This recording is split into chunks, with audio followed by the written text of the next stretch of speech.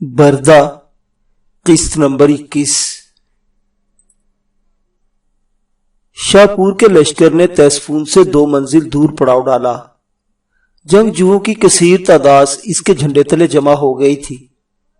اس نے تمام صوبوں سے آنے والی سپاہ کا انتظار کیا کہ وہ رومی افواج پر بھرپور ہاتھ ڈالنا چاہتا تھا۔ رومی بادشاہ الیانوس کو بھی شاپور کے لشکر کی اطلاع پہنچ گئی تھی۔ اس نے اپنی سپاہ کے ساتھ واپس تیسفون کا رخ کیا۔ اسی دن غروب آفتاب کے وقت ایک جاسوس نے آ کر الیانوس کے لشکر کی تیسفون کی طرف پیش قدمی کی اطلاع پہنچائی۔ رات ہی کو شاپور نے اپنے مشیروں، وزراء اور جرنیلوں کو بلوا لیا تھا۔ تمام کابینہ بادشاہ کے وسیع خیمے میں جمع تھی۔ سپہ سالار نے کھڑے ہو کر جاسوس کی لائی ہوئی اطلاع تمام تک پہنچا کر مشورے طلب کیے۔ ایک سالار بولا، رومی بادشاہ کی تیسفون کی طرف واپسی ظاہر ہوتا ہے کہ وہ ہر صورت تیسفون کو قبضے میں رکھنا چاہتا ہے۔ شاپور کا بھائی اردشیر بولا، پہلے رومیوں کا رخ سوس، اصفہان اور استخر کی طرف تھا اور اس وجہ سے ان ریاستوں کے حاکموں نے بہت کم کمک بھیجی ہے، کیونکہ انہیں اپنی ریاستوں پر حملے کا خطرہ درپیش تھا، اور یقیناً رومی بادشاہ نے اسی وجہ سے تیسفون کو عارضی طور پر خالی کر کے اس جانب کا رخ کیا تھا تاکہ وہ ریاستیں اس پیش قدمی کو خود پر حملے کی تیاری سمجھیں، اور اب وہ تیسفون میں پناہ لے کر مقابلہ کرنا چاہتا ہے۔ اردشیر کے بیٹھتے ہی باقی جرنیل بھی مختلف مشورے دینے لگے۔ تمام کے مشورے سننے کے بعد شاپور نے پوچھا، ہماری حکمت عملی کیا ہونی چاہیے؟ شاپور کے بیٹے بہرام چہارم نے کہا، رومن افواج نے پہلے ہی تیسفون کو قبضے میں لیا ہوگا۔ بہرام چہارم کو کرمان شاہ بھی کہتے ہیں، کیونکہ شاپور نے اپنی زندگی ہی میں اسے کرمان کا حاکم بنا دیا تھا۔ شاپور کا بیٹا شاپور سوم بولا، بہتر یہی ہوگا کہ ہمیں اپنے گھڑسوار دستے تیسفون کی طرف بھیج دینے چاہیے اور بقیہ فوج رومن لشکر کا راستہ روکنے کے لیے سوس کا رخ کریں۔ اصفہان اور استخر کے حکمرانوں کو مراسلہ بھیجا جائے کہ وہ اپنی سپاہ کے ساتھ رومن لشکر کو عقب سے گھیر لیں۔ تیسفون پر قبضے کے بعد مغرب کی طرف سے ہمارے گھڑسوار دستے مشرق کی جانب سے استخر اور اصفہان کا لشکر اور شمال کی جانب سے بقیہ فوج 3 اطراف سے رومن سپاہ کو گھیر لیں گی۔ ان کے پاس خلیج فارس کی طرف بھاگنے کے علاوہ کوئی اور چارہ نہیں رہے گا، اور یہ جنگ ہمیں ہر حال میں جیتنی ہوگی۔ شاپور سوم کا مشورہ شاپور ذوالفقار کو سب سے زیادہ پسند آیا۔ اس نے اس بات میں سر ہلاتے ہوئے حکم صادر کیا، ہم 3 نہیں 4 اطراف سے رومن گیدڑوں کو گھیریں گے۔ تھوڑی دیر تک ہمارا ہراول گھڑسوار دستہ تیسفون کی طرف روانہ ہو جائے گا۔ دستے کی قیادت میں خود کروں گا، باقی افواج بھی طلوع آفتاب سے پہلے حرکت کریں گی اور تیسفون کے بجائے وہ رومن افواج کی طرف بڑھیں گی۔ ان کی قیادت اردشیر کرے گا۔ یہ کہہ کر وہ شاہی کاتب کی جانب متوجہ ہوا، فی الفور اصفہان کے حاکم کو لکھ بھیجو کہ وہ اپنی افواج کے ساتھ رومن لشکر کے عقب میں آگے بڑھے، جبکہ استخر کے حکمران کو لکھو کہ وہ اپنے لشکر کو لے کر جنوب کی جانب سے رومن افواج کو گھیرے میں لے۔ بات ختم کرتے ہی شاپور نے دربار برخاست کرنے کا اشارہ کیا اور لباس تبدیل کرنے اپنے شبستان میں گھس گیا۔ تھوڑی دیر بعد وہ اپنے محافظ دستے اور 10,000 شہ سواروں کے ساتھ تیسفون کا رخ کر رہا تھا۔ طلوع آفتاب تک انہوں نے تیسفون کے دروازے پر دستک دے دی تھی۔ رومن لشکر تیسفون سے 2-3 منزل کی دوری پر تھا۔ تیسفون میں رومن کی قلیل تعداد موجود تھی۔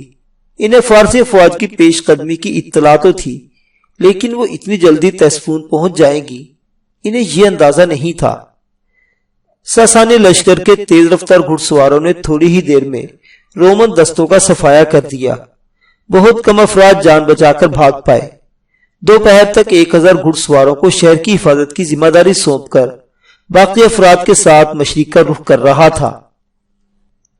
تمہارے یہاں رہنے کا کوئی فائدہ؟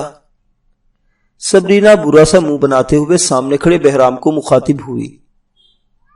وہ چاہت سے بولا، تمہیں دیکھے بغیر وقت بھی تو نہیں گزرتا۔ وہ جھلاتے ہوئے بولی، بہت اچھا، تم 2-3 سال تک اطمینان سے میرا دیدار کر لو، اس کے بعد تو میں چلی جاؤں گی، شوہر کے ساتھ پھر روتے رہنا۔ تو کیا کرتا؟ محترم سالار نے حکم دیا ہے کہ میں تمہاری حفاظت کے لیے پیچھے رہ جاؤں۔ بہرام کے لہجے میں بے بسی تھی۔ وہ صاف گوئی سے بولی، اگر جنگ میں نہیں جاؤ گے تو کوئی کارنامہ کیسے انجام دو گے؟ اگر یہ سمجھتے ہو کہ پدر محترم تمہاری خدمت گزاری سے متاثر ہو کر اپنی بیٹی کا ہاتھ تمہیں پکڑا دیں گے تو یہ خوش فہمی دل سے نکال دو۔ بہرام نے کہا، صرف خدمت گزاری نہیں، محترم سالار کی بیٹی بھی مجھے پسند کرتی ہے۔ ہاں کرتی ہوں پسند۔ مسہری سے اٹھ کر وہ بہرام کے قریب ہوئی اور اس کے ہاتھ تھامتے ہوئے جذباتی لہجے میں بولی، اتنا کہ جس کی کوئی حد نہیں ہے، لیکن پدر محترم میری یہ خواہش کسی حال میں پوری نہیں کریں گے۔ سبرینا کے ملائم ہاتھوں کو لبوں سے لگاتے ہوئے اس نے پوچھا، اچھا تم ہی بتاؤ، مجھے کیا کرنا چاہیے؟ بتا چکی ہوں، کوئی ایسا کارنامہ کرو کہ خداوند فارس تمہیں منہ مانگا انعام دینے پر مجبور ہو جائے، اور اس وقت میرا حصول مشکل نہیں رہے گا۔ جو ذمہ داری مجھے محترم سالار نے سونپی ہے، اسے چھوڑ کر کیسے جنگ میں شامل ہونے چلا جاؤں؟ میں بس یہ جانتی ہوں کہ اب تمہارے بغیر زندہ نہیں رہ پاؤں گی۔ اس کی آنکھوں میں نمی ابھر آئی تھی۔ اگر کہیں بھاگ جائیں؟ بہرام کی آواز سرگوشی میں ڈھل گئی تھی۔ سبرینا نے حقائق کا پٹارا کھولا۔ کہاں جائیں گے؟ پدر محترم یہ کبھی بھی برداشت نہیں کریں گے کہ ان کی بیٹی اپنے محافظ کے ساتھ بھاگ جائے۔ وہ مجھے تلاش کرنے کی پوری کوشش کریں گے۔ یوں خوف کے سائے میں ہم خوشی کا ایک پل بھی نہیں بتا پائیں گے۔ اچھا پریشان نہیں ہوتے، میں جانتا ہوں تیسفون پر قبضہ کرتے ہی محترم سالار تمہیں بلوا لیں گے۔ اس کے بعد میں جنگ میں شامل ہونے کی درخواست کروں گا، اور وعدہ کرتا ہوں جنگ کے خاتمے پر خود کو انعام کا حقدار ضرور ثابت کروں گا۔ وہ منہ بسورتے ہوئے بولی، مرنے کی کوشش نہ کرنا ورنہ میں تمہاری جان لے لوں گی۔ اور بہرام قہقہا لگا کر ہنس پڑا۔ سبرینا کے ہونٹوں پر بھی پھیکی مسکراہٹ نمودار ہو گئی تھی۔ رومن افواج تیسفون سے 1.5 منزل دور ہی تھی جب رومن شہنشاہ الیانوس کو تازہ اطلاعات موصول ہوئی۔ اسے پتا چلا کہ ساسانی لشکر چاروں طرف سے اسے گھیرنے کی کوشش میں ہے۔ جس فوج کا عقب محفوظ نہ ہو وہ کبھی بھی لڑائی نہیں جیت سکتی۔ تیسفون کی جانب پیش قدمی کو روک کر اس نے اپنے سالاروں سے مشورہ کیا اور فی الفور لشکر کا رخ جنوب کی جانب موڑ دیا۔ ساسانی لشکر کا گھیرا مکمل ہونے سے پہلے وہ خلیج الفارس کو اپنے عقب میں لینا چاہتا تھا، کیونکہ عقب کو محفوظ رکھ کر ہی وہ دشمن سے مقابلے کے قابل ہوتا۔ اس نے بغیر وقت ضائع کیے اپنے لشکر کا رخ موڑا اور جنوب کی جانب بڑھ گیا۔ ساسانی لشکر صرف گھیراؤ کرنے کا منصوبہ بنا سکے تھے۔ جاسوسوں کی بروقت اطلاع پر رومن افواج سنبھل گئی تھی۔ الیانوس جو اپنے لشکر کے ہمراہ تیز رفتاری سے سفر کرتا ہوا جنوب کی طرف بڑھتا چلا گیا۔ اگر اس نے تیز رفتاری کا مظاہرہ اس سے پہلے کیا ہوتا تو ساسانی لشکر سے پہلے تیسفون پہنچ گیا ہوتا اور وہاں دریا دجلہ کو عقب میں لے کر وہ آسانی سے ساسانی لشکر کا مقابلہ کر پاتا، کیونکہ اس کے پاس بھی جنگجوؤں کی ایک بڑی تعداد موجود تھی۔ خود الیانوس ایک بہادر اور دلیر شخص تھا۔ اس کی بہادری اور دلیری کا پتہ ان ابھرواں تصویروں سے چلتا ہے جو شاپور نے چٹانوں پر کندہ کروائی تھی، اور ان میں سے ایک شیر کی شکل دکھایا گیا کہ جس کے منہ سے آگ کے شعلے نکل رہے تھے۔ بغیر آرام کیے مسلسل سفر کرتا ہوا وہ اردشیر کے مضافات میں پہنچا اور وہاں پڑاؤ ڈال دیا۔ اب خلیج الفارس کی وجہ سے اس کا عقب محفوظ تھا، وہ جنگ کے لیے بھی تیار تھا۔ دیکھو جوان، ایک بات یاد رکھنا، عربوں کے نزدیک سب سے پہلے حسب نسب اور خون کا رشتہ ہوتا ہے۔ اگر یہ سوچتے ہو کہ شاہ زوری اور تلوار بازی کی صلاحیت کے بل پر کوئی اعلیٰ نسب لڑکی تمہیں مل جائے گی تو یہ ایک سپنا ہی ہے۔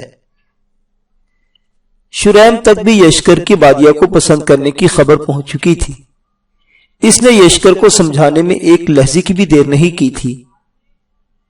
وہ خفگی سے بولا، مالک، میں نے کب یہ خواہش ظاہر کی ہے؟ شریم انکشاف کرتے ہوئے بولا، وطینہ کی، اپنے ماں کے کانوں میں کی ہوئی سرگوشی تک میری سماعتوں کو بھی رسائی مل گئی ہے۔ یشکر معترض ہوا، وطینہ کو غلط فہمی بھی تو ہو سکتی ہے۔ خیال رہے کہ کوئی ایسی غلطی نہ کر بیٹھنا جس کا مداوع میرے بس سے باہر ہو۔ وہ بنو جساسہ کے سردار کا خون ہے۔ شریم بحث کو اختتام کرتا ہوا باہر نکل گیا۔ یشکر سوچ میں ڈوب گیا تھا۔ گو اس نے شریم کے سامنے اقرار نہیں کیا تھا، مگر حقیقت تو یہی تھی کہ وہ بادیہ بری طرح اس کے اعصاب پر سوار ہو چکی تھی۔ وطینہ کا اندازہ غلط نہیں تھا۔ جب سے وہ اسے نظر آئی تھی، بنو جساسہ میں اس کا دل لگ گیا تھا۔ اب وہ کنویں پر بھی اس وقت پانی بھرنے جاتا تھا جب وہ اپنی سہیلیوں کے ساتھ وہاں موجود ہوتی۔ البتہ وہ پہلے دن کی طرح بے خود ہو کر اسے گھورتا نہیں تھا، بلکہ کن اکھیوں سے اس کی دید سے بہرہ مند ہوتا رہتا۔ شریم کے جانے کے تھوڑی ہی دیر بعد وہ بھی اپنے حجرے سے نکل آیا۔ سلمہ اور وطینہ 2-3 سہیلیوں کے ساتھ گھر کے صحن میں بیٹھے کپڑے سی رہی تھی۔ آسمان پر بادل چھائے ہوئے تھے اور ایسا موسم عرب میں نعمت ہی ہوتا ہے۔ اس کے قدم بے خیالی میں بنو جساسہ کے سردار کی حویلی کی طرف اٹھ گئے۔ حویلی کے سامنے سے گزرتے ہوئے اس کی مشتاق نگاہیں بند دروازے سے ٹکرا کر واپس لوٹ آئی تھی۔ وہ دروازے کے سامنے سے گزر کر آگے بڑھتا چلا گیا۔ کچھ فاصلے پر اسے لوگوں کا مجمع نظر آیا اور وہ اس طرف بڑھ گیا۔ قریب جانے پر پتا چلا کہ وہ اونٹ کے ذبح کر کے جوا کھیل رہے تھے اور اس مقصد کے لیے وہ تیر استعمال کر رہے تھے۔ اس کے پہنچنے کے ساتھ ہی جیتنے والے اپنے حصے کا گوشت سمیٹنے لگے تھے۔ وہ ایک جانب کھڑا ہو کر دلچسپی سے انہیں دیکھنے لگا۔ وہ 2-3 بار پہلے بھی یہ تماشا دیکھ چکا تھا۔ جیتنے والوں کے چہروں پر خوشی اور ہارنے والوں کا چہرہ غمگین اس کے لیے نیا نہیں تھا۔ اس وقت قبیلے کے عمر رسیدہ معزز سامت بن مما نے قریب آ کر اس کی پیٹھ تھپکی۔ جوان، سنا ہے لڑتے وقت تم غلام نظر نہیں آتے۔ وہ پورے اعتماد لہجے میں بولا، محترم سردار، میں غلام پیدا نہیں ہوا تھا۔ سامت بن ممبا مسکرایا، ویسے عجیب بات ہے کہ تمہارے خال و خد ہمارے قبیلے کے مردوں سے اتنے مماثل ہیں کہ باہر کا کوئی آدمی تمہیں بنو جساسہ ہی کا فرد سمجھے گا۔ یشکر کے لبوں پر دھیمی سی مسکراہٹ نمودار ہوئی۔ اب میں بنو جساسہ ہی کا فرد ہوں، محترم سردار۔ شریم بن سمامہ کی تنہائی کا میں پہلے ہی قائل تھا۔ تمہیں خرید کر اس نے میرے یقین کو پختہ کر دیا ہے۔ سامت بن ممبا تحسین امیز لہجے میں کہتا ہوا رخصت ہو گیا۔ مجمع چھٹنا شروع ہو گیا تھا۔ یشکر بھی واپسی کے لیے مڑ گیا۔ ایسے خوبصورت موسم میں پہلے اس کا دل شکار کے لیے مچلتا تھا، لیکن جب سے اس نے بادیہ کو دیکھا تھا، اس کی خواہشوں کو مرکز مل گیا تھا۔ وہ روز بروز اس کے لیے ناگزیر ہوتی جا رہی تھی اور اب اس کا دماغ مسلسل اس کی حصول کی تدابیر ہی میں کھویا رہتا۔ شریم کی نصیحت بھی کسی کام نہیں آ سکی تھی۔ گھر واپسی کے لیے وہ بادیہ کی حویلی کے سامنے ہی سے گزرا تھا، مگر ہائے بدقسمتی کے اس کا مطمع نظر پورا نہیں ہو سکا تھا۔ محبوب کے گھر کے دروازے کو حسرت بھری نگاہ سے دیکھتا ہوا وہ آگے بڑھ گیا۔ گھر کی طرف بڑھتے ہوئے اس کی ذہنی رو سبرینا کی طرف بہنے لگی۔ نامعلوم وہ کامیابی سے نیہامت بھی پہنچ پائی تھی کہ نہیں، اور آیا اس کا باپ سکندر زندہ تھا یا ماں کی طرح وہ بھی داغ مفارقت دے گیا تھا۔ وہ خداوند یزدان سے اس کی زندگی کی دعا مانگنے لگا چونکہ آنکھیں کھولتے وقت اس نے زرتشتیوں ہی کو مختلف مذہبی رسومات کرتے دیکھا تھا، اس لیے لاشعوری طور پر وہ بھی اسی مذہب سے متاثر تھا۔ عربوں کے زیادہ تر عقائد اور رسومات اسے مضحکہ خیز نظر آتی تھی۔ اس نے سوچا اگر سکندر زندہ ہوا تو یقیناً اسے ڈھونڈ نکالے گا، اور اس کے بعد بادیہ کا حصول بھی اسے مشکل نظر نہیں آتا تھا، کیونکہ اس کا باپ سکندر اعلیٰ خاندان سے تعلق رکھتا تھا، اور اس کے خیال کے مطابق اسے بادیہ کا رشتہ دینے کے لیے بادیہ کے سردار باپ کے پاس انکار کی وجہ موجود نہیں تھی۔ گھر میں داخل ہونے تک وہ انہی سوچوں میں سرگردہ رہا۔ اس کی سوچوں کا سلسلہ لڑکی کی چیخ سن کر ٹوٹا تھا۔ وہ اندازہ نہیں کر پایا تھا کہ چیخنے والی وتینہ ہے یا سلمیٰ۔ اس کے قدموں میں تیزی آئی اور وہ اس طرف بڑھا۔ اسی وقت سلمیٰ بھی اپنی ماں نائلہ کے ساتھ اس طرف جاتی نظر آئی۔ سلمیٰ اور وتینہ شریم کی دوسری بیوی نائلہ کی بیٹیاں تھیں اور دونوں سگی بہنیں تھیں۔ نائلہ کے علاوہ شریم کی کسی بیوی سے اولاد نہیں تھی۔ پہلی چیخ کے بعد وتینہ سانپ سانپ پکارنے لگی۔ یشکر سلمیٰ اور نائلہ سے پہلے شریم کے حجرے میں داخل ہوا۔ شریم اس وقت لکڑی کی مسہری پر آڑا ترچھا پڑا تھا۔ اس کی ٹانگیں چارپائی سے نیچے لٹکتی ہوئی تھی۔ مسہری کی پائنتی کے قریب ایک سیاہ ناگ پھن پھیلائے وتینہ کو گھور رہا تھا، جو حجرے کے کونے میں سمٹی ہوئی تھی۔ یشکر اندر داخل ہوتے ہی سانپ کی طرف بڑھا۔ شاں کی آواز کے ساتھ ہی سانپ نے اس پر حملہ کر دیا، مگر یشکر نے اطمینان سے اس کے پھن پر ہاتھ ڈال دیا۔ شہنشاہ فارس کے محافظ کے طور پر اس کی تربیت ہوئی تھی، کسی بھی قسم کا زہر اسے نقصان نہیں پہنچا سکتا تھا۔ سانپ کا پھن ہاتھ میں آتے ہی اس نے پھن کو پختہ زمین پر رکھ کر ایڑی سے کچل دیا۔ سانپ اذیت سے بل کھانے لگا تھا۔ اس سے بے فکر ہوتے ہی وہ شریم کی طرف مڑا، جس کی حالت لمحہ بہ لمحہ خراب ہوتی جا رہی تھی۔ نائلہ، وتینہ اور سلمیٰ کے چہرے بھی خوف سے پیلے پڑ گئے تھے۔ نائلہ لرزتی ہوئی آواز میں بولی، سلمیٰ، بھاگ کر حکیم جی کو بلا لاؤ۔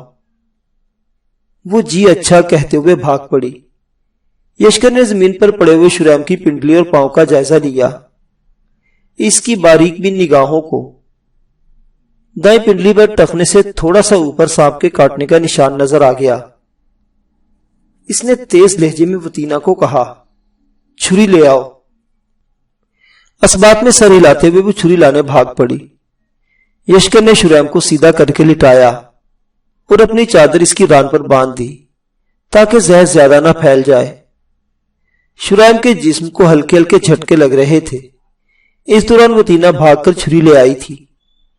سانپ کے دانتوں کے نشان کے ساتھ ہی اس نے چھری سے ہلکا سا زخم لگایا اور زخم سے منہ لگا کر زہر چوسنا شروع کر دیا۔ خون کے اندر تیز زہر کی آمیزش اسے واضح محسوس ہو رہی تھی۔ زہر ملے خون سے منہ بھرتے ہی اس نے ایک جانب تھوکا اور دوبارہ چوسنے لگا۔ وہ اس وقت تک زخم کو منہ لگا کر چوستا رہا جب تک خون میں زہر کا ذائقہ ختم نہ ہو گیا۔ مطمئن ہوتے ہی اس نے شریم کی ران سے بندھی چادر کھولی اور اسے پٹی پھاڑ کر زخم پر لپیٹ دی۔ شریم کی بیوی نائلہ اس کے ساتھ ہی بیٹھ کر ساری کاروائی دیکھتی رہی۔ یشکر کو مخاطب کرنے کی ضرورت اس نے محسوس نہیں کی تھی۔ وتینہ البتہ بار بار سسکتے ہوئے آنسو بہانے لگتی۔ جو ہی یشکر نے زخم پر پٹی باندھی، وہ رندھی ہوئی آواز میں پوچھنے لگی، یشکر، ابا جان ٹھیک تو ہو جائیں گے نا؟